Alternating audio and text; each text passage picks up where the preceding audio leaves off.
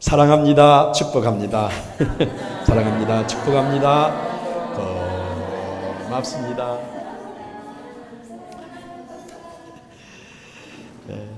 우리 성도님들 얼굴 보니까 얼마나 웃음꽃이 피고 있고 감사합니다.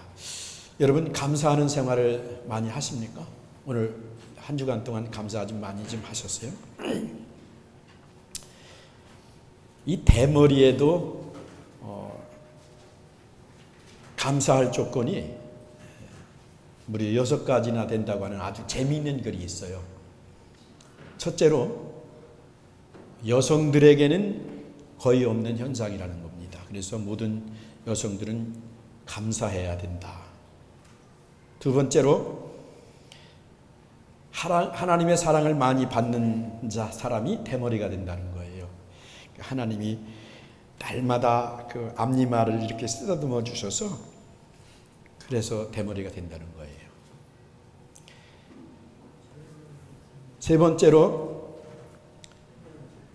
대머리인 사람은 얻어먹는 사람이 없다는 겁니다. 그래서 대머리로 구걸하는 사람을 아직은 한 사람도 보지 못했다고 그렇게 또 말을 하고 있습니다. 그리고 비교적 목회자들이 대머리가 많다는 거예요. 엘리사도 대머리였고 성경에 보면은 그러한 그 말이 있습니다. 그리고 다섯 번째로는 비누하고 샴푸하고 물을 상당히 절감할 수 있다는 겁니다. 그리고 마지막으로 여섯 번째는 하나님을 굉장히 편하게 해드린다는 겁니다. 대머리가. 주님은 날마다 우리의 머리카락까지 세신다고 시편에 말씀하셨고 또 마태복음 10장에도 말씀하셨는데 사실 대머리에도 감사 조건이 이렇게 많이 붙는다고 한다면 우리 인생에서 감사하지 못할 조건이 과연 얼마나 무엇이 있을까 그런 생각을 하게 되죠. 결국은 우리의 생각의 차이가 감사를 만든다고 할 수가 있는데 머리카락을 하나 심는데 10,000원, 한국 돈으로 10,000원이 든대요. 그 100개를 심으면 얼마가 되겠습니까? 100만 원이 되고 1000개를 심으면 1000만 원이 되는데 사실 1000개를 심어봐야 머리에 표시도 나지 않는다는 겁니다. 보통 사람의 이 머리카락 숫자가 20만 개가 되는데 1,000개 심으면 한 귀퉁이 정도밖에 되지 않는답니다. 머리카락 전체를 심는다고 한다면 약 20억 원이 든다는 겁니다. 그렇다면 우리가 대머리가 안 됐다는 사실 하나만도 20억을 지금 벌고 있다는 겁니다. 우리가 20억을 벌고 있다는 거예요. 사랑하는 성도 여러분, 늘 감사할 수 있는 여러분이 되기를 주님의 이름으로 축복합니다. 여러분의 생각이 감사할 수 있는 그런 생활을 할 수가 있는 겁니다. 오늘은 제가 이 고요한 반성이라고 하는 제목을 가지고 오늘 시편 6편을 우리가 생각을 하려고 하는데 제가 이민 목회를 23년을 지금 하고 있습니다. 86년도에 와서 지금까지 목회를 하니까 23년이 되는 것 같아요. 우리 이민 생활을 하고 있는 우리 모든 성도들을 보면은 얼마나 그냥 그 앞만 보고 달려가고 있는 모습을 보고 있어요. 그냥 앞만 보고 오늘도 일어나서 그냥 경주하는 사람이 앞만 보고 뛰는 것처럼 얼마나 전심전력을 하면서 뛰고 있는 그런 모습을 보면서 참 기도하고 또 성도들을 사랑하는 목사로서 마음이 어떤 때는 아프고 저렇게 앞만 보고 달리시는데 그 결과가 참 좋았으면 좋겠다. 그런 생각을 가지고 또 기도하고 있습니다. 때로는 우리 성도들이 너무 그렇게 앞만 보고 달리지 말고 좀 길을 가다가 어느 바위가 있으면 바위에 좀 앉아가지고 바위 둘레에 꽃이 피었으면 꽃도 좀 한번 볼 수 있는 그 여유가 좀 있었으면 좋겠다.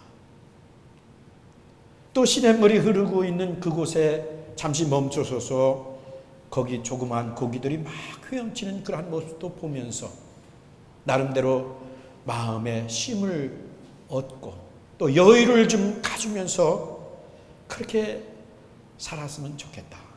그런 생각을 제가 할 때가 많이 있어요. 너무 앞만 보고 달리시다가 어떤 때는 건강도 잃어버리고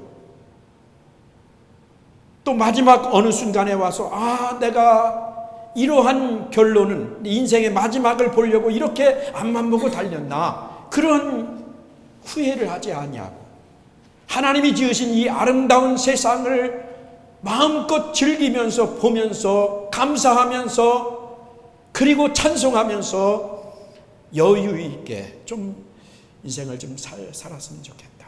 목사님 그런 소리 마세요. 그렇게 여유 있는 삶을 살 수 있는 형편이라면 왜 그렇게 못 살겠습니까? 그런데 여러분 좀 생각을 조금 바꾸시고 감사하시면서 조금은 한숨도 쉬시고 조금은 좌우도 한번 돌이켜 보시면서 내가 지금 앞을 향해서 목표를 향해서 뛰고 있지만은 내 이 목표가 과연 올바른 지금 목표를 바라보고 뛰고 있는지, 무조건 뛰는데 목표가 선명하지 아니하고 바르지 아니한다고 한다면 아무리 달려도 그 목표는 이제 그 삶은 바른 삶이 될 수가 없는 거지요.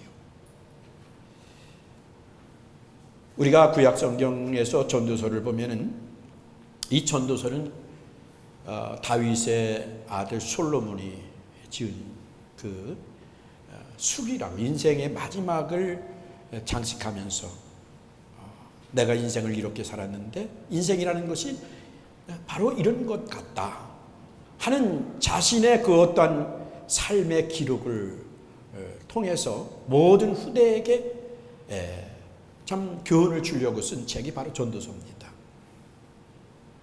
여러분이 아시는 대로 이 전도서를 기록한 이 솔로몬은 하나님으로부터 주시는 그 지혜가 엄청난, 그래서 모든 사람들에게 그 지혜를 통해서 존경을 받았던 인물이고, 또 하나님이 그 솔로몬에게 지혜뿐만이 아니라 부와 기와 모든 영광을 주어서 세상에서 이 솔로몬과 같이 부귀영화를 누리면서 살았던 사람이 그렇게 많지 않았고, 예수님께서도 솔로몬의 부귀영화를 말씀하실 정도로 그렇게 화려한 인생을 살았던 사람인데, 그 전도서를 보면은 솔로몬이 그런 말을 하고 있습니다. 자기가 이 세상에서 살고 보니까 세상의 모든 삶이 세상만 바라보고 살았던 그 삶이 헛되고 헛되며 모든 것이 헛되도다고 그렇게 말을 하고 있습니다. 지혜도 헛되고 즐거움도 헛되고 슬기도 어리석음도 다 헛되고, 그러니까 지혜 있는 자나 어리석은 자나 죽는 것은 다 일반이라는 거예요. 그리고 만사의 때가 있다고 그렇게 말을 하면서 이 솔로몬이 결론을 내리기를 어떻게 결론을 내렸느냐 하면은 전도서 12장에 보면은 이런 말씀이 있습니다. 전도자는 지혜로운 사람이기에 백성에게 자기가 아는 지식을 가르쳤다. 그는 많은 잠언을 찾아내서 연구하고 정리하였다. 전도자는 기쁨을 주는 말을 찾으려고 힘썼으며 참되게 사는 길을 가르치는 말을 찾으면 그것을 바르게 적어 놓았다. 지혜로운 사람의 말은 찌르는 채찍 같고 수집된 잠언은 잘 박힌 못과 같다. 이 모든 것은 모두 한 목자가 준 것이다. 한마디만 더 하마. 나의 아들들아 조심하여라. 책은 아무리 읽어도 끝이 없고 공부만 하는 것은 몸을 피곤하게 한다. 할 말은 다 하였다. 결론은 이것이다. 하나님을 두려워하여라. 그분이 주신 계명을 지켜라. 이것이 바로 사람이 해야 할 의무이다. 하나님은 모든 행위를 심판하신다. 선한 것이든 악한 것이든 모든 은밀한 일을 다 심판하신다.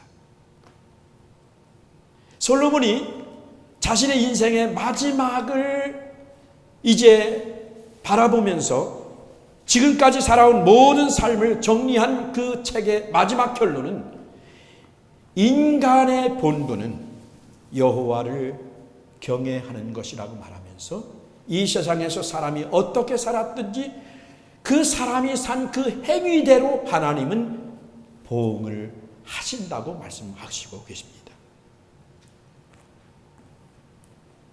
우리가 목표를 향해서 달려갈 때에 조용히 어느 한 시간에 나는 지금 바른 목표를 향해서 뛰고 있는지, 헐떡거리면서 땀을 흘리면서 그렇게 피곤한 그 육체를 쉬지 않냐고 뛰고 있지만은 내 목표가 지금 바르게 설정되어서 그 목표를 향해서 전진하고 있는지 한 번쯤은 우리가 우리 자신을 되돌아볼 수 있는 그러한 시간이 필요한 줄로 믿습니다. 오늘 여기 성경에 보니까 다윗이 왕의 자리에 있으면서 고난 중에 자신의 삶을 되돌아보는 그러한 본문이 기록이 되어 있습니다. 특별히 이 반성이라는 말은 자기 자신에 대한 검사라고 생각을 할 수 있습니다. 마치 검사가 피고인을 조사하고 의사가 환자를 진찰하는 것과 같이 내 자신을 정확하게 스스로 정직한 검사가 되어서 알아보는 그러한 행위를 가리켜서 자기의 반성이라고 말을 합니다. 그리고 두 번째로 자신에 대한 정리라고 말을 할 수가 있습니다. 이것은 목수가 제목을 다듬고 또 차 정비사가 차를 정비하듯이 자신의 그 불완전하고 고장난 부분을 갈아치우는 행위가 반성이라고 말을 할 수 있습니다. 그리고 더 나아가서 나 자신의 재발견입니다. 나 자신을 바로 찾아내는 행위가 반성이라고 우리는 말을 할 수가 있습니다. 오늘 여기 성경을 보면은 이 시편 6편의 그 배경이 사무엘하 12장에 기록이 되어 있습니다. 다윗이 우리가 아는 대로 베들레헴에서 목동으로 있었을 때에 하나님께서 다윗을 선택하셔서 이스라엘의 임금으로 삼아 주셨습니다. 다윗은 늘 나 같은 목동이 촌에서 평생 아버지의 양을 치면서 살아야 할 그러한 나를 하나님이 특별히 선택하셔서 하나님의 백성을 다스릴 수 있는 왕으로 삼아 주셨다고 하는 그 사실을 너무 깊이 감사하면서 조심하는 믿음을 가지고 하나님 앞에 살기를 소원했던 그러한 사람입니다. 그런데 어느 날 이 다윗이 왕이 되었을 때에 범죄하는 일을 저지르게 됩니다. 암몬과 이스라엘이 싸우는 그 전쟁하는 그 상황 속에서 왕이 밤에 잠을 자고 일어나서 그 왕궁을 거닐 때에 한 여인을 보게 되고 그 여인을 이제 범하게 되는 그러한 일을 저지르게 됩니다. 그리고 그 여인이 바로 전쟁터에서 싸움을 하고 있는 장수 우리아의 아내라는 사실을 알게 되고 그 우리아를 가장 치열한 전쟁터에 앞장서서 보내어서 적군에 의해서 죽게 하는, 다시 말하면 하나님의 은혜로 목동으로서의 평생을 살 수밖에 없는 사람이 왕이 되는 특별한 은총을 입은 이 다윗이 하나님 아버지 앞에서 간음죄를 범하게 되고 하나님 아버지 앞에서 살인죄를 범하게 됩니다.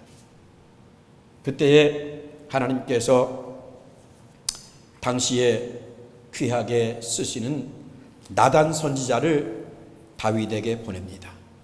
그리고 다윗을 만나서 이러한 이야기를 합니다. 사무엘하 12장에 보면은 여호와께서 나단을 다윗에게 보내시니 와서 저에게 이르시되 한 성에 두 사람이 있는데 하나는 부하고 하나는 가난하니 그 부한 자는 양과 소가 심이 많으나 가난한 자는 아무것도 없고 자기가 사서 기르는 작은 암양 새끼 하나뿐이라.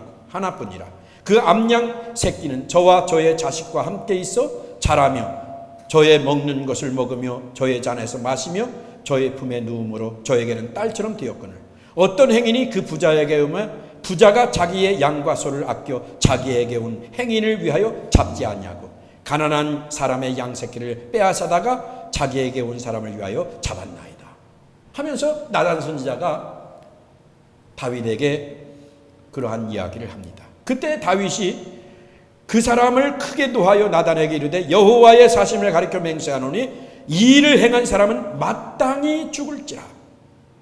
저가 불쌍히 여기지 아니하고 이 일을 행하였으니 그의 양새끼를 4배나 갚아 주어야 하리라.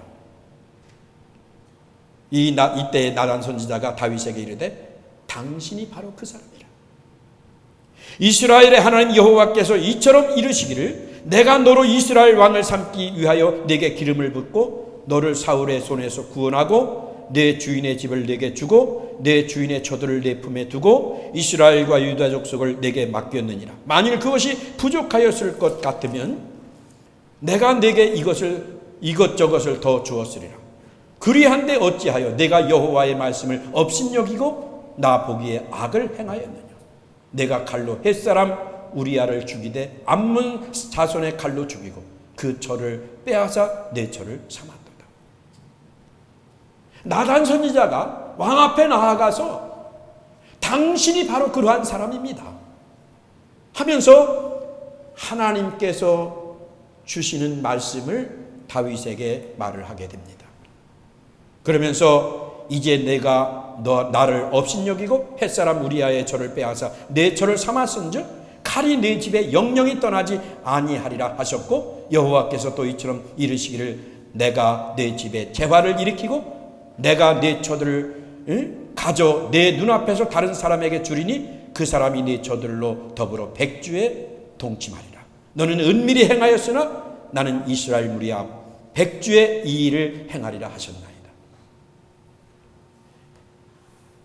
엄청난 하나님의 경고의 말씀, 징계의 말씀을 이 나단 선지자가 이스라엘 왕 다윗 앞에서 그대로 지금 말을 하고 있는 겁니다. 그런데 중요한 것은 이 다윗이 하나님의 선지자 나단으로 하여금 하나님의 음성을 듣는 순간 어떻게 반응을 했느냐 하는 것입니다. 13절에 보니까 다윗이 나단에게 이르되 내가 여호와께 범죄하였노라. 그때에 나단 선지자가 다윗에게 대답하되 여호와께서도 당신의 죄를 사하셨나니 당신이 죽지 아니하려니와 이 일로 인하여 여호와의 원수로 크게 회방할 거리를 얻게 하셨으니 당신이 낳은 아이가 정녕 죽으리라. 이 다윗은 자신의 그 삶을 돌이키면서 지금 반성을 하고 있습니다. 자, 그러면 우리가 인생을 살면서 우리도 때로는 하나님의 뜻대로 산다고 하면서 또 믿음을 가지고 주님이 원하시는 삶을 한다고 하면서 우리 자신이 하나님 아버지 앞에서 또 하나님의 종 앞에서 하나님의 말씀 앞에서 경고를 받을 때가 얼마나 많이 있느냐 하는 것입니다. 오늘 여기 성경에 보면은 다윗은 나단 선지자의 말을 통해서 내가 여호와께 범죄하였다. 내가 하나님의 은혜로 지금까지 축복 속에서 살고 있었는데 내가 여호와께 범죄하였다 하면서 자신의 잘못을 하나님 아버지 앞에 정직하게 내어놓고 반성하고 회개하는 그 장면이 바로 하나님께서 다윗을 사랑하게 하셨고, 하나님께서 다윗을 용서하게 하셨고, 하나님께서 다윗의 나머지 인생을 축복하게 하셨던 이유였다고 한다면, 우리 자신도 바로 이 다윗의 그 고유한 반성이 우리의 남은 여생 속에서 있어져야 한다고 생각하면서, 과연 우리도 하나님 아버지 앞에서 우리의 남은 생애가 열매 맺는 생애가 될 수 있기를 주님의 이름으로 축복합니다. 자, 그러면 우리는 무엇을 기준으로 해서 내가 반성을 해야 할 것입니다. 무엇을 척도로 해서 우리는 나의 삶을 되돌아볼 수 있는 그러한 기준을 삼아야 될 것입니까? 첫째로 오늘 여기 성경에 보니까 선지자의 교훈과 경고라고 했습니다. 다윗은 나단 선지자의 교훈과 경고를 듣고 반성을 했습니다. 오늘날도 우리 성도들이 인생길을 가는 그 과정 속에서 과연 누구의 말을 통해서 우리는 반성을 해야 할 것입니까? 저는 성경 공부를 통해서, 때로는 개인적인 상담을 통해서 목회자와 성도와의 관계를 굉장히 중요시하면서 관계를 잘 가질 것을, 관계를 잘 맺을 것을 늘 제가 권면을 합니다. 그 이유는 성도와 목사와의 관계가, 성도와 주의 종과의 관계가 잘 맺어질 때에 그 목사를 통해서 경고하고 그 목사를 통해서 교훈하는 그 말이 내게 아멘이 되어지고 깨달을 수 있게 되고, 그리고 내 삶을 바꿀 수 있는 그러한 은혜를 입을 수 있기 때문입니다. 사랑하는 성도 여러분, 부족하지만 저는 여러분을 사랑합니다. 또 제가 목회하는 과정 속에서 여러분들이 저를 얼마나 사랑하고 있는 모습을 저는 보고 있습니다. 그리고 체험하고 있습니다. 그리고 느끼고 있습니다. 얼마나 감사한지 모르겠어요. 제가 우리 성도들에게 특별히 이 시간 교훈을 또 드리고 싶고 또 강조하고 싶은 말은, 우리의 인생길을 통해서 하나님이 기뻐하시는 믿음의 선한 싸움을 잘 싸우기 위해서 여러분들은 안식일을 거룩하게 지킬 수 있는 성도가 될 수 있기를 주님의 이름으로 축복합니다. 안식일은 하나님의 날입니다.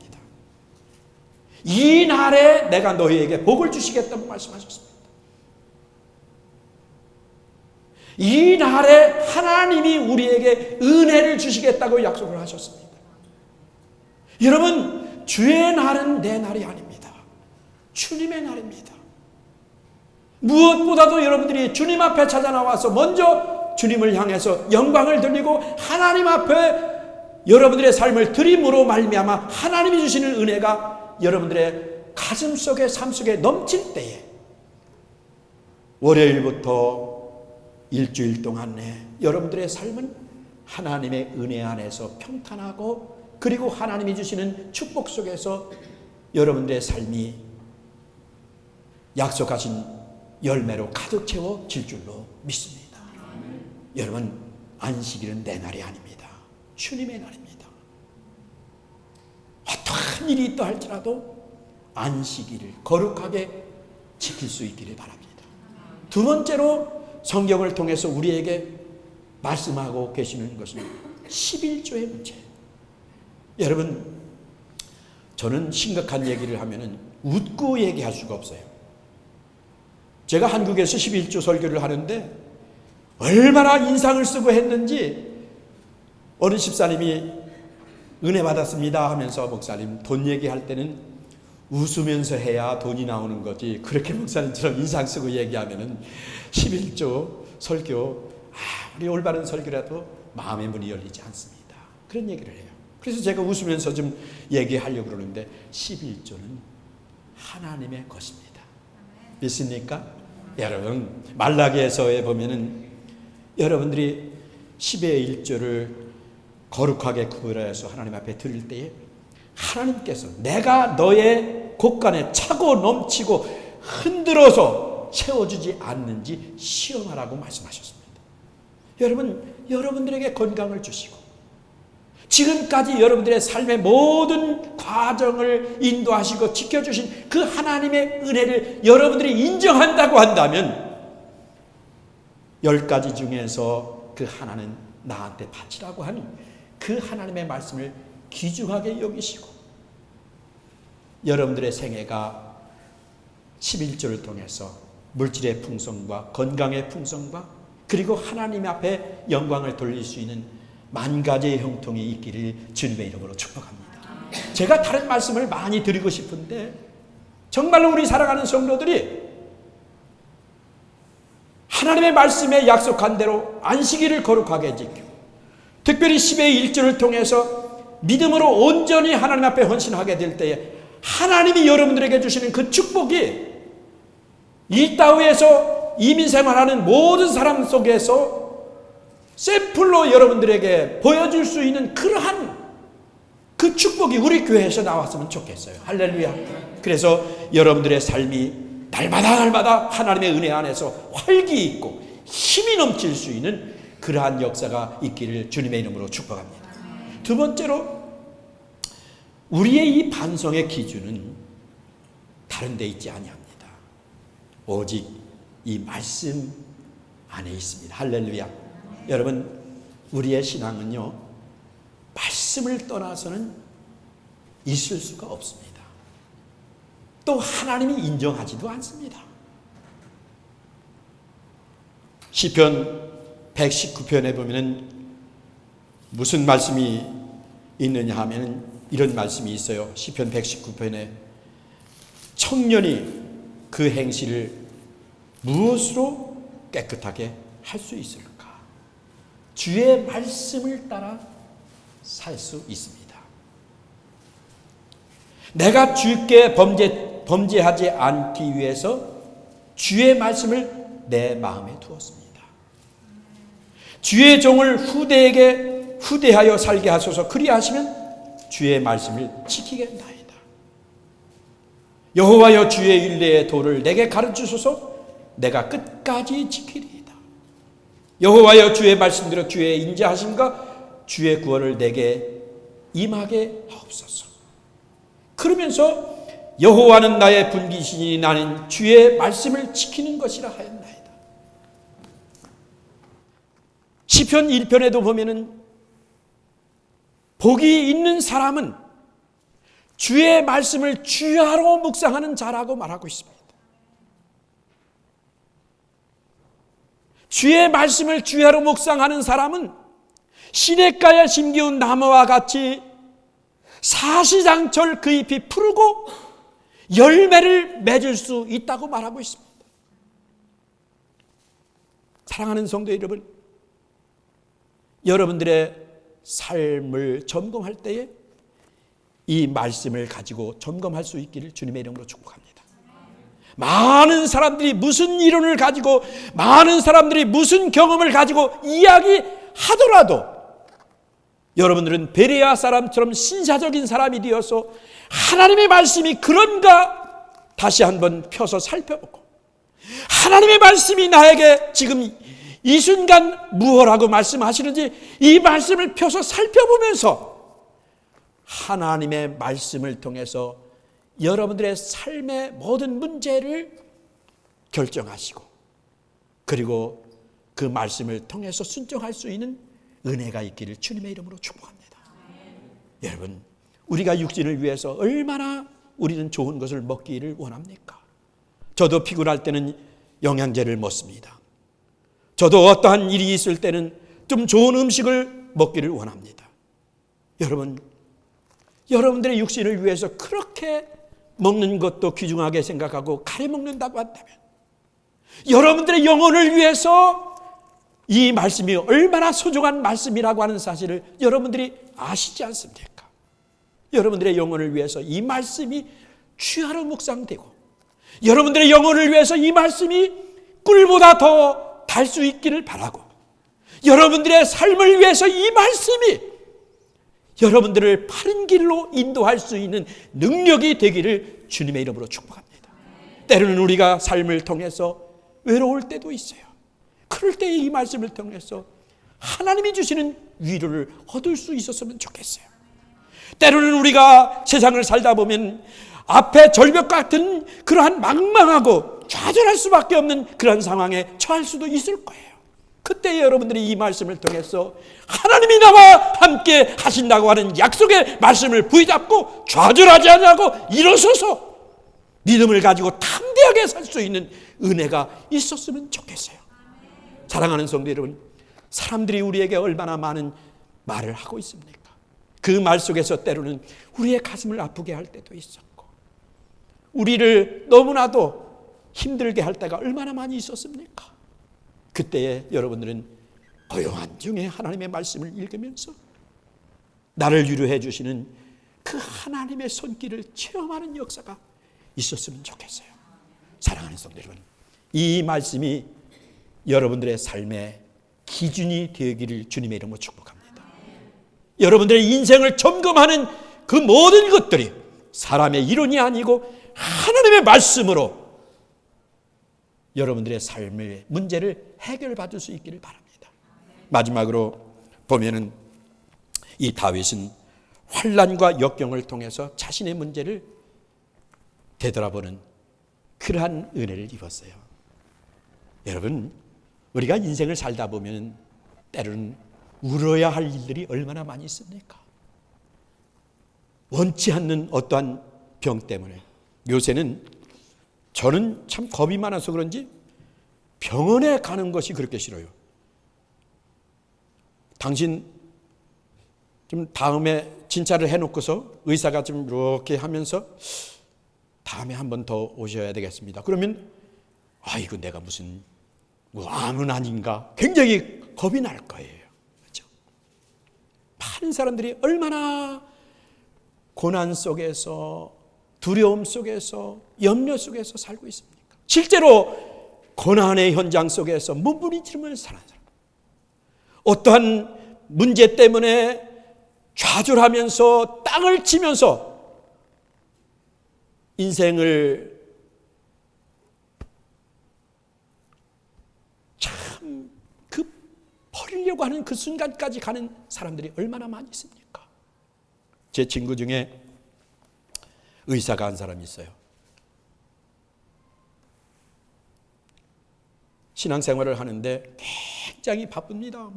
실력이 있으니까 얼마나 많은 사람이 오는지. 근데 신앙생활을 믿음을 가진 사람인데도 신앙생활하는 그 모습이 참 너무 주님 앞에 드리는 시간이 없는 것 같아요. 그래서 제가 만나서 그런 얘기를 합니다. 친구 이름을 부르면서 당신의 그 직업이 그러한 직업인 것을 내가 알지만 그러나 삶에 좀 여유를 가지고 주님 앞에 드리는 시간을 더 많이 가져야 되지 않겠는가. 너무 바빠가지고 죽을 시간도 없다는 거예요. 근데 어느 날 이분이 아팠어요. 근데 병원에 갔더니 의사가 암이라는 진단을 받았어요. 그리고 의사도 암에 걸리니까 어떻게 됩니까? 그 암을 통해서 치료를 받는 과정 속에서 병원에 입원을 하고 있는데 제가 찾아가서 그랬어요. 하나님께서 아마 당신에게 쉬는 시간을 통해서 당신의 지나온 삶을 되돌아보게 하는 그러한 은혜를 당신에게 주신 것 같다. 그러면서 나머지 당신의 인생을 어떻게 살아야 할지 이 병실에서 하나님 아버지 앞에 기도하면서 계획을 세웠으면 좋겠다. 하나님이 당신을 살려주신다고 한다면 그 남은 생애를 어떻게 살아야 할지 한번 계획을 세워봐라. 만약에 당신이 여기서 열흘을 살든지 6개월을 살든지 시한부 어떠한 이제 선교를 받는다고 할지라도 그 6개월의 시간을 하나님 앞에 후회 없이 마음껏 드리면서 남은 인생을 정리할 수 있는 그러한 은혜를 입었으면 좋겠다. 그런 그 이야기를 제가 해줬어요. 그러면서 나오려고 하니까 저를 꽉 잡아요. 신목사, 나를 위해서 기도해 줘. 살고 죽는 건 하나님께 있지만 지금까지 내가 하나님의 은혜 가운데 살고 있으면서 너무 내가 바쁘다는 핑계로 주님 앞에 나의 삶을 드리지 못했어. 내가 얼마를 살지 모르지만 나의 남은 생애를 이제는 주님을 위해서 살기를 원해. 기도해달라고. 그래서 기도해주고 나왔어요. 물론 이 친구는 하나님 앞에 갔습니다. 사랑하는 성도 여러분, 어떤 때는 우리에게 역경의 밤이 왔을 때, 어떤 때는 우리에게 고난이 왔을 때, 그 고난이 하나님이 나의 인생을 바로 살피고 목표를 바로 정해서 다시 한번 하나님의 은혜 가운데 설 수 있는 기회를 주실 수 있다는 사실을 기억하면서 우리는 우리의 인생을 하나님 앞에 드리면서 여러분들의 삶의 과정이 참으로 하나님이 인정하실 수 있는 축복의 세계가 되기를 주님의 이름으로 축복합니다. 오늘 여기 다윗을 보면은 이렇게 하나님 아버지 앞에 눈물을 흘리면서 어떻게 기도합니까? 하나님, 제가 잘못했습니다. 하나님, 제가 잘못했습니다. 그러면서 자신의 그 행위에 대해서 핑계하지 아니하고 눈물로 침상을 적시며 하나님 아버지 앞에 내가 얼마나 잘못했는지 내 뼈가 떨립니다. 그러면서 회개하는 이 모습. 하나님, 내가 죽으면은 어떻게 내가 회개하고 주님을 찬양할 수 있습니까? 나에게 하나님을 찬양할 수 있는 건강을 주시옵소서. 그러면서 기도할 때에 하나님께서 다윗에게 어떻게 해주셨습니까? 바른 회개, 바른 반성을 통해서 하나님은 다윗을 새롭게 맞이해 주시고 새 은혜를 주시고 그리고 그의 생애를 하나님께서 기뻐하시는 의를 이룰 수 있는 은혜를 주신 줄로 믿습니다. 이제 우리 스스로 한번 우리 인생을 한번 점검을 해보십시다.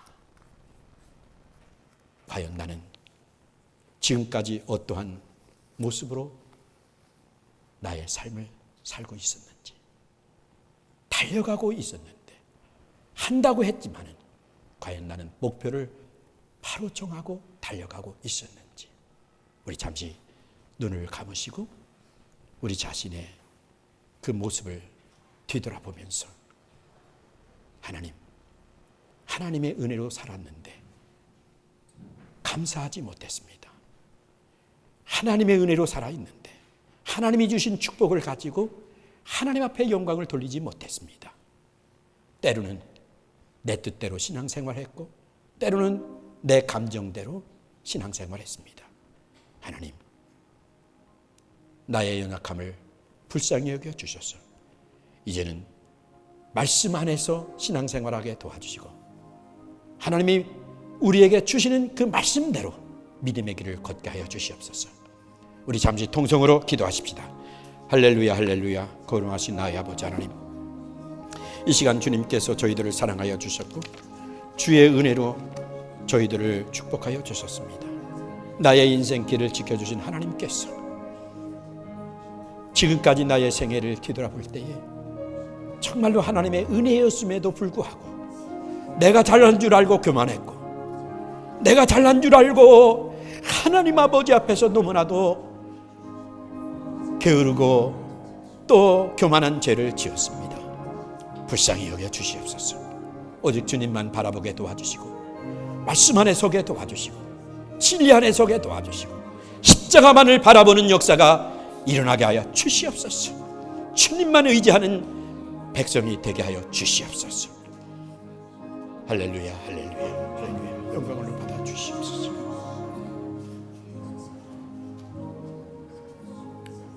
고마우신 나의 주님, 오늘도 주님께서 우리의 인생의 삶 속에서 고요한 반성을 통해서 나의 모습을 되돌아보게 하여 주시니 감사합니다. 달린다고 달렸는데 과연 나는 주님의 영광을 위해서 살았는지 하나님의 말씀을 통해서 깨달아질 수 있는 은혜가 있게 하여 주시옵소서. 하나님의 은혜를 만 가지로 받고 있었는데 온전히 감사하지 못하고 내가 잘나서 이루어진 줄로 알고 교만하고 하나님 아버지 앞에서 게으른 자가 되지는 않았는지 이 시간 우리의 삶을 바라보면서